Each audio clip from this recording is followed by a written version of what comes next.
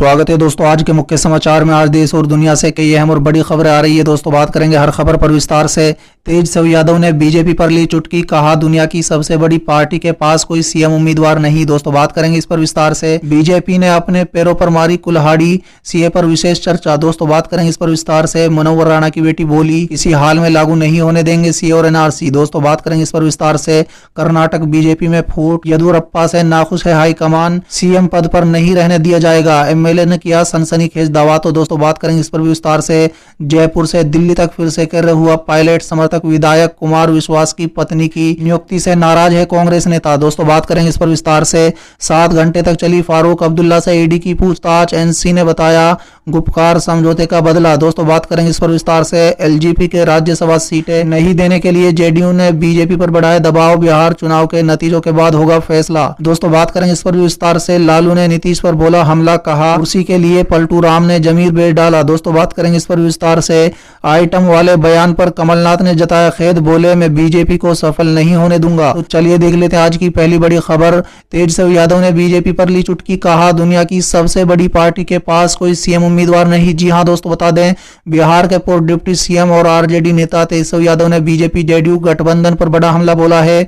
दोस्तों तेजस्वी यादव ने तंज कसते हुए कहा है कि बीजेपी दुनिया की सबसे बड़ी पार्टी है, लेकिन बिहार में उसके पास एक भी मुख्यमंत्री पद का कोई उम्मीदवार नहीं। चलिए अगली खबर। बीजेपी ने अपने पैरों पर मारी कुल्हाड़ी, सीए पर विशेष चर्चा। जी हां दोस्तों, बता दें बिहार चुनाव के बीच बंगाल की धरती से एक बार फिर नागरिकता कानून चर्चा में आ गया है। दोस्तों बता दें भारतीय जनता पार्टी के राष्ट्रीय अध्यक्ष जेपी नड्डा ने बंगाल में कहा है कि कोरोना की वजह से भले ही देरी हो गई हो, लेकिन सीए जल्द लागू होगा। इस मसले पर अब सियासी घमासान भी शुरू हो गया। दोस्तों बता दें टीएमसी नेता मुआ माइत्री ने नड्डा के बयान पर पलटवार करते हुए कहा है कि हम आपको हमारे कागज दिखाने से पहले बाहर का रास्ता दिखा देंगे। वहीं इस मसले पर आज तक की विशेष चर्चा में शामिल कांग्रेस प्रवक्ता आलोक शर्मा ने कहा है कि बिहार चुनाव के साथ देश के अन्य मुद्दों से कैसे भटकाया जाए, इसके लिए ऐसा किया जा रहा है। चलिए अगली खबर। मनोहर राणा की बेटी बोली किसी हाल में लागू नहीं होने देंगे सी और एनआरसी। जी हां दोस्तों, बता दें पश्चिम बंगाल से भारतीय जनता पार्टी ने नागरिकता संशोधन कानून और एनआरसी को लागू करने की दहाड़ लगाई है, तो इसका विरोध कर रहा खेमा भी सेकर्य हो गया है। दोस्तों बता दें मशहूर शायर मनोहर राणा की बेटी सुमैया राणा ने कहा है कि सीए और एनआरसी को किसी हाल में लागू नहीं होने देंगे। दोस्तों बता दें सुमैया ने कहा है कि कोरोना वायरस की महामारी के कारण ही आंदोलन स्थगित किया गया था। सीए और एनआरसी के खिलाफ आंदोलन और तेज करेंगे।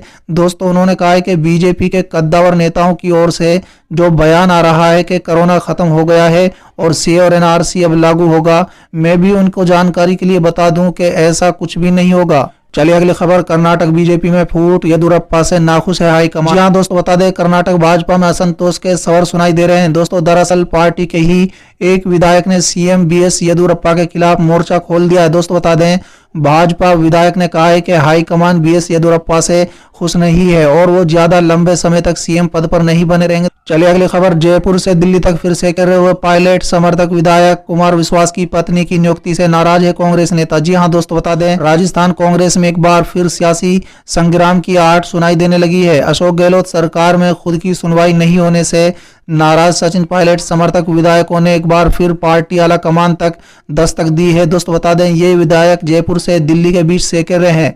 दोस्तों बताते चले कि पायलट खेमे के आधा दर्जन विधायकों ने पिछले 4 दिनों में दिल्ली जाकर कांग्रेस के राष्ट्रीय नेताओं से मुलाकात कर गहलोत सरकार के कामकाज के तौर तरीकों पर नाराजगी जताई है। दोस्तों बता दें पिछले सप्ताह राज्य लोक सेवा आयोग में हुई नियुक्तियों व निर्वाचन क्षेत्रों में विकास कार्यों में अपनाए जा रहे भेदभाव के मुद्दे को लेकर विधायकों ने केंद्र नेताओं से मुलाकात की। चलिए अगली खबर। 7 घंटे तक चली फारूक अब्दुल्ला से ईडी की पूछताछ, एनसी ने बताया गुपकार समझौते का बदला। जी हां दोस्तों, बता दें जम्मू कश्मीर की क्षेत्र पार्टी नेशनल कॉन्फ्रेंस के अध्यक्ष डॉक्टर फारूक अब्दुल्ला से ईडी की पूछताछ खत्म हो गई है। दोस्तों बता दें कि ईडी दफ्तर में सोमवार को करीब 7 घंटे की मैराथन पूछताछ की। एजेंसी जरूरत पड़ने पर आगे भी सवाल जवाब कर सकती है। दोस्तों गौरतलब है कि जिस जम्मू कश्मीर क्रेडिट घोटाले के संबंध में उनसे पूछताछ की गई थी, उस मामले की जांच सीबीआई ने भी की थी। सूबे के पूर्व सीएम सुबह 11 बजे ईडी ऑफिस पहुंचे और करीब 5 बजे तक दफ्तर के अंदर मौजूद रहे। दोस्तों बता दें ईडी कार्यालय से निकलते ही पत्रकारों से बातचीत में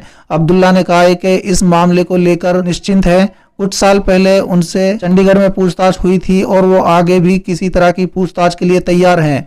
चलिए अगली खबर, एलजेपी के राज्यसभा सीटें नहीं देने के लिए जेडीयू ने बीजेपी पर बढ़ाया दबाव, बिहार चुनाव के नतीजों के बाद होगा फैसला। जी हां दोस्तों, बता दें बिहार में जनता दल यूनाइटेड यानी जेडीयू और लोक जनशक्ति पार्टी यानी लेजपा के बीच घमासान कम होने का नाम नहीं ले रहा है। इन दिनों दलों के बीच भारतीय जनता पार्टी की उलझन भी लगातार बढ़ती जा रही है। दोस्तों बता दें जेडीयू ने अब भाजपा पर यह दबाव बढ़ाना शुरू कर दिया है कि केंद्र मंत्री रामविलास पासवान के निधन से खाली हुई सीट लेजपा को न दी जाए और मंत्रिमंडल में भी चिराग को शामिल न किया जाए। दोस्तों बता दें बिहार विधानसभा चुनाव में एनडीए के भीतर सीटों के बंटवारे पर विवाद के चलते लेजपा ने गठबंधन से बाहर जाकर अकेले चुनाव लड़ने का फैसला लिया है। चलिए अगली खबर, लालू ने नीतीश पर बोला हमला, कहा कुर्सी के लिए पलटू राम ने जमीर बेच डाला। जी हां दोस्तों, बता दें लालू प्रसाद ने एक बार फिर सीएम नीतीश कुमार पर हमला बोला है। दोस्तों लालू ने कहा है कि नीतीश कुमार कुर्सी को लेकर अपना जमीर बेच डालते हैं, उनको बिहार के विकास और यहाँ के लोगों से कोई लेन देन नहीं है। चलिए अगली खबर, आइटम वाले बयान पर कमलनाथ ने जताया खेद, बोले मैं बीजेपी को सफल नहीं होने दूंगा। जी हां दोस्तों, बता दें मध्य प्रदेश के पूर्व मुख्यमंत्री कमलनाथ ने बीजेपी नेता और पूर्व मंत्री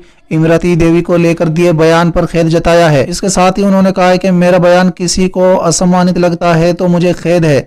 दोस्तों उन्होंने कहा है कि बीजेपी असली मुद्दों से ध्यान भटका रही है, लेकिन मैं उन्हें सफल नहीं होने दूंगा। दोस्तों बता दें कि कमलनाथ ने एक रैली के दौरान बीजेपी उम्मीदवार और पूर्व मंत्री इमरती देवी को आइटम कहा था।